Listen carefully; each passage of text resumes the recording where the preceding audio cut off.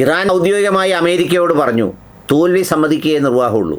ഏതെല്ലാം തരത്തിലുള്ള അഭ്യാസങ്ങൾ കാണിച്ചാലും നിങ്ങൾ ഈ യുദ്ധത്തിൽ വിജയിക്കാൻ പോകുന്നില്ല.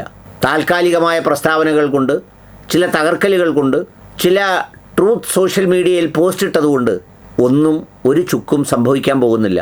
നിങ്ങൾ തോൽവി സമ്മതിക്കണം. തോൽവി സമ്മതിച്ചേ മതിയാവൂ. തോൽവിയിലാണ് നിങ്ങളുടെ രക്ഷപ്പെടൽ സാധ്യമാകുന്നത്. അല്ലാതെ അഭ്യാസം കാണിച്ചിട്ട് കാര്യമില്ല എന്ന് ഇറാൻ തീർത്തു പറഞ്ഞു.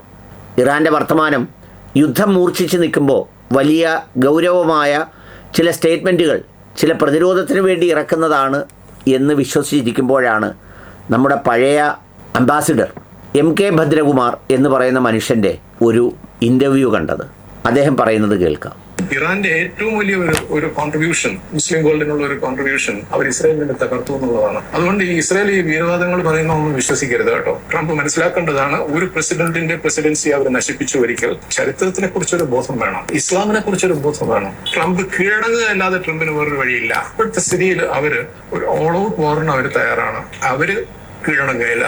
ഇറാന്റെ മിലിറ്ററി കേപ്പബിലിറ്റി അവർ മുന്നിൽ ഡിസ്പ്ലേ ചെയ്തിട്ടില്ല, അത് റിസർവ് ആയിട്ട് വെച്ചിരിക്കുകയാണ്. ട്രംപിനെ സംബന്ധിച്ചിടത്തോളം ന്യൂക്ലിയർ വെപ്പൺസിന്റെ ഒരു ടാക്ടിക്കൽ ന്യൂക്ലിയർ ഇതിന്റെ ഒരു സാധ്യത ഇല്ലാതില്ല. ഇതെല്ലാം സ്വന്തമായിട്ട് ക്ഷണിച്ചു വരുത്തിയ പ്രശ്നങ്ങളാണ്. സത്യത്തിൽ ഇത്തരത്തില് നെതന്യാഹുവായിട്ട് പോയി ചങ്ങാത്തം പിടിക്കേണ്ട ഒരു ആവശ്യമില്ല. ഇതാണ് ആ സംഭാഷണം. ഇതിൽ വളരെ കൃത്യമായി പറയുന്നുണ്ട്. ഒന്ന്, ഇറാനെ കുറിച്ച് മനസ്സിലാക്കണം. രണ്ട്, ഇസ്ലാമിനെ കുറിച്ച് മനസ്സിലാക്കണം. അദ്ദേഹം പറയുന്നത് അതാണ്. എന്ന് വെച്ചാൽ സയനിസത്തോട് ഒരിക്കലും ഇസ്ലാമിനെ കൂട്ടിക്കെട്ടാൻ പറ്റില്ല. അതിന് ഭരണകൂടങ്ങളോ ഭരണാധികാരികളോ ശ്രമിച്ചാൽ പോലും ജനത അതിന് തയ്യാറാവുകയില്ല. എന്ന് മാത്രമല്ല, ഇറാൻ്റെ പോരാട്ട വീര്യം ഈ അമേരിക്കയുടെ പ്രസ്താവനകൾക്കും ചിന്തകൾക്കും അപ്പുറമാണ്. അവിടേക്കൊന്നും സഞ്ചരിക്കാനാവില്ല.